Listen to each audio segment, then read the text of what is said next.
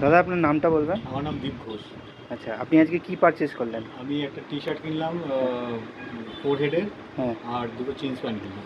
আচ্ছা, আপনার এখানে কালেকশন কেমন কি মনে হচ্ছে? আমার কালেকশন খুবই ভালো লাগলো। হ্যাঁ।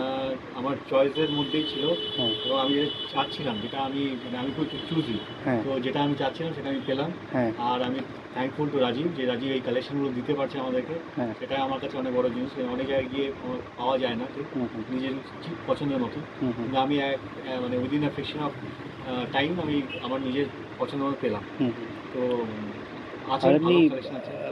বাজেট কেমন হ্যাঁ, কি মনে? অবশ্যই বাজেট ফ্রেন্ডলি, যেটা আমার একটা বাজেট সাধ্যের মধ্যে ছিল, যে আমি হুম এই হুম। বাজেটের মধ্যে নেবো, সেটা হ্যাঁ। এই বাজেটের মধ্যেই পেলাম। হ্যাঁ।